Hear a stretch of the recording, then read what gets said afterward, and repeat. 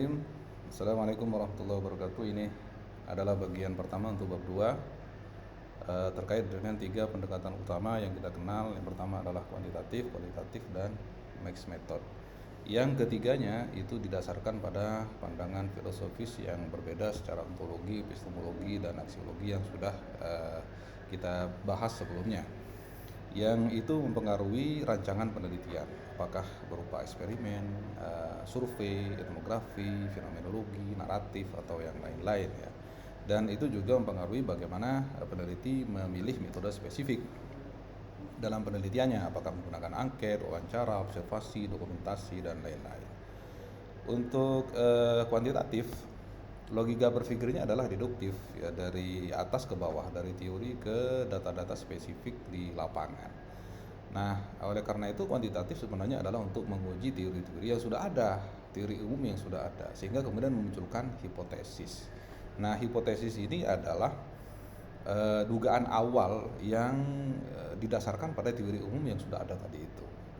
Dugaan awal dari peneliti bahwa nanti jadinya akan seperti ini. Tetapi kemudian itu harus tetap diuji pada subjek yang menjadi subjek penelitian ya, di dalam penelitian tersebut. Nah, contoh misalnya ada 10.000 santri, lalu kemudian diambil 200 santri sebagai sampel untuk meneliti hubungan antara intensitas penggunaan media sosial dengan motivasi menghafal Al-Quran pada santri di pesantren modern. Nah, di sini ada 200 santri yang nanti akan diteliti dari populasi 10.000 santri. Ada 2 variabel. Yang pertama adalah intensitas penggunaan media sosial, itu menjadi variabel X, dan ada motivasi menghafal Al-Quran, itu menjadi variabel Y. Apakah ada korelasi antara X dengan Y?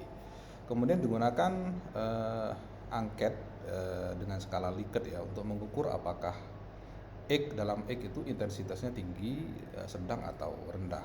Juga kemudian diukur bagaimana variabel Y motivasinya, apakah tinggi, sedang, atau rendah.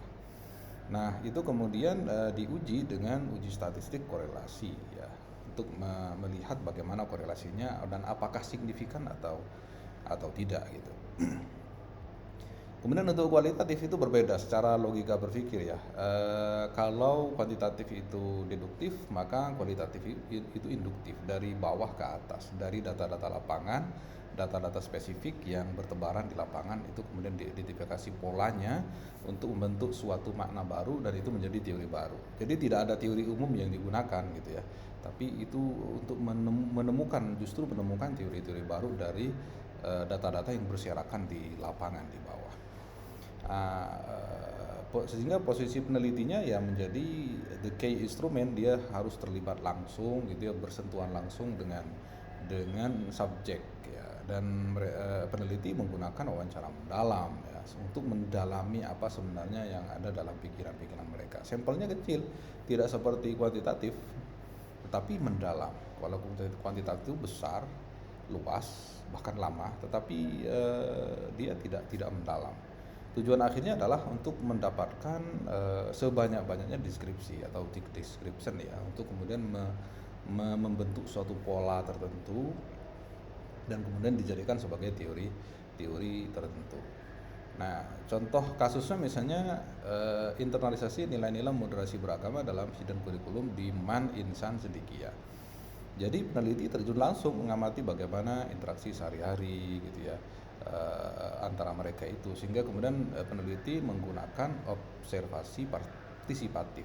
Dia betul-betul terjun di lapangan, bersama mereka di dalam kehidupan mereka sehari-hari, merasakan apa yang dirasakan oleh subjek. Nah, terutama juga digunakannya wawancara mendalam ya, untuk untuk menjelaskan apa sih sebenarnya yang mereka rasakan dari kegiatan mereka sehari-hari itu ya, bagaimana sebenarnya nilai-nilai yang ada, maknanya seperti apa menurut mereka. Pengumpulan maknanya dialog alami gitu ya, sehingga analisis datanya adalah coding, jadi dibuat kode-kode untuk menemukan makna-makna tertentu. Ini adalah bagian pertama, kita lanjutkan nanti di bagian kedua. Terima kasih. Assalamualaikum warahmatullahi wabarakatuh.